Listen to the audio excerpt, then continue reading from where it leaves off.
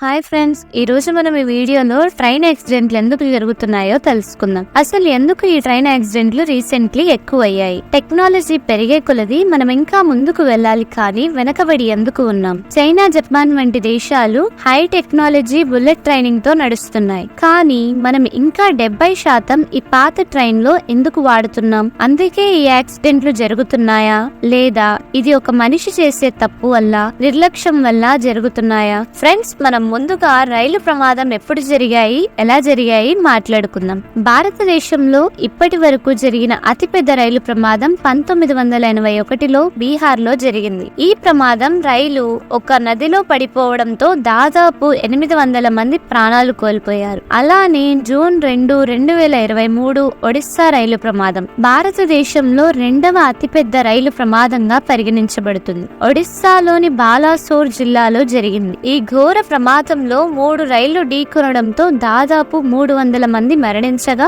900 మందికి పైగా గాయపడ్డారు. ఈ ప్రమాదం జూన్ 2, 2023న జరిగింది. కోరమండల్ ఎక్స్ప్రెస్ రైలు బహానాగా బజార్ స్టేషన్ సమీపంలో గూడ్స్ రైలును ఢీకొట్టింది. ఈ ఢీకొనడం వల్ల కోరమండల్ ఎక్స్ప్రెస్ పట్టాలు తప్పి పక్కనే ఉన్న ట్రాక్ పైకి దూసుకెళ్లింది. అదే సమయంలో అటుగా వస్తున్న యశ్వంత్పూర్ హౌరా ఎక్స్ప్రెస్ రైలు పట్టాలు తప్పిన కోరమండల్ ఎక్స్ప్రెస్ బోగీలను ఢీకొట్టింది. రైలు ప్రమాదానికి ప్రధాన కారణం కోరమండల్ ఎక్స్ప్రెస్ పూర్తి వేగంతో మెయిన్ లైన్ కు బదులుగా ప్రయాణిస్తున్న లూప్ లైన్ లోకి ప్రవేశించి నిశ్చలంగా ఉన్న గూడ్స్ రైలును ఢీకొట్టినట్లు ప్రాథమిక దర్యాప్తులో తేలింది. ఈ నేపథ్యంలో ఎలక్ట్రానిక్ సిగ్నలింగ్ లో లోపం కారణంగా ఎలక్ట్రానిక్ ఇంటర్లాకింగ్ లో మార్పు వచ్చిందని రైల్వే మంత్రి తెలిపారు. భారతదేశంలో రెండవ అతిపెద్ద రైలు ప్రమాదంగా పరిగణించబడుతుంది ఈ ఒడిస్సా రైలు ప్రమాదం. ఫ్రెండ్స్, ఇటీవల 2024 మరో రైలు ప్రమాదం జరిగింది. పశ్చిమ బెంగాల్లో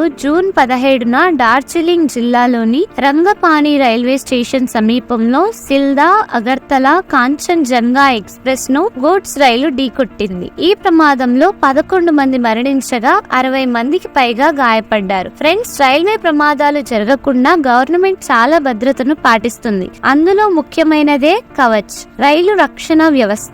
ఇప్పుడు ఈ కవచ్ గురించి తెలుసుకుందాం. భారతీయ రైల్వేలు అభివృద్ధి చేసిన ఒక అత్యాధునిక రైలు రక్షణ వ్యవస్థ. ఇది రైళ్ల మధ్య ఢీకొనడాన్ని నివారించడానికి, సిగ్నల్ దాటి వెళ్లడాన్ని నిరోధించడానికి మరియు రైళ్ల వేగాన్ని నియంత్రించడానికి రూపొందించబడింది. కవచ్ వ్యవస్థ రైలు ఇంజన్లో మరియు ట్రాక్ల వెంబడి అమర్చబడిన పరికరాలను ఉపయోగించి పనిచేస్తుంది. ఈ పరికరాలు నిరంతరం ఒకదానితో ఒకటి సంభాషించుకుంటూ రైలు స్థానం, వేగం మరియు సిగ్నల్ స్థితి గురించే సమాచారాన్ని పంచుకుంటాయి. ఏదైనా ప్రమాదకర పరిస్థితి తలెత్తితే కవచ్ వ్యవస్థ యాంత్రికంగా రైలును నియంత్రించడానికి లేదా ఆపడానికి చర్యలు తీసుకుంటుంది. మీకు ఒక డౌట్ వచ్చి ఉంటుంది, కవచ్ వ్యవస్థ ఉంది కదా, అది రైలు ప్రమాదాన్ని ఆపలేదా అని. ఒడిస్సాలో జరిగిన ఘోర రైలు ప్రమాదం జరిగిన మార్గంలో కవచ్ వ్యవస్థ అమలులో లేదు. కవచ్ వ్యవస్థ దేశంలోని కొన్ని రైలు మార్గాలలో మాత్రమే అందుబాటులో ఉంది.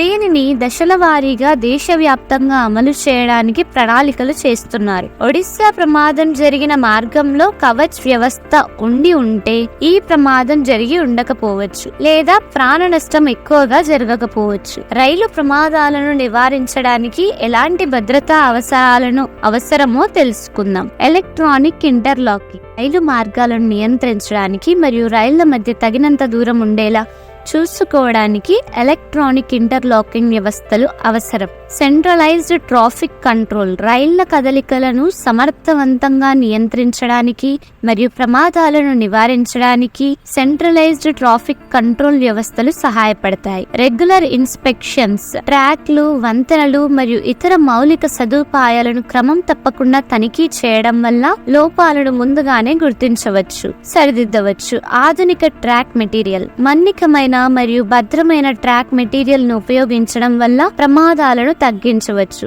ఫైర్ సేఫ్టీ రైళ్లలో అగ్నిమాపక పరికరాలు మరియు స్మోక్ డిటెక్టర్లు అమర్చాలి. సీసీటీవీ కెమెరాలు ప్రయాణికుల భద్రతను పర్యవేక్షించడానికి రైళ్లలో సీసీటీవీ కెమెరాలు అమర్చాలి. ప్రమాద విచారణ ప్రమాదానికి గల కారణాలను గుర్తించి భవిష్యత్తులో ఇలాంటి సంఘటనలు పునరావృతం కాకుండా చర్యలు తీసుకోవాలి. టెక్నాలజీ వినియోగం ఆర్టిఫిషియల్ ఇంటెలిజెన్స్ మరియు మిషన్ మిషన్ లెర్నింగ్. రైలు కదలికలను పర్యవేక్షించడానికి, ట్రాక్ లో లోపాలను గుర్తించడానికి మరియు ప్రమాదాలను అంచనా వేయడానికి ఆర్టిఫిషియల్ ఇంటెలిజెన్స్ మరియు మిషన్ లెర్నింగ్ సాంకేతికతలను ఉపయోగించవచ్చు. Internet of things. రైళ్లు, ట్రాక్లు మరియు ఇతర మౌలిక సదుపాయాల నుండి నిజ సమయ డేటాను సేకరించడానికి మరియు విశ్లేషించడానికి IoT సెన్సార్లను ఉపయోగించవచ్చు. Stringent safety standards. రైల్వే భద్రత కోసం కఠినమైన ప్రమాణాలను రూపొందించి అమలు చేయాలి. నేను రైలు ప్రమాదాలను నివారించడానికి కొన్ని మెయిన్ పాయింట్స్ మాత్రమే చెప్పాను. రైలు ప్రమాదాలను నివారించడానికి ఇంకా చాలా ఉన్నాయి. ఫ్రెండ్స్,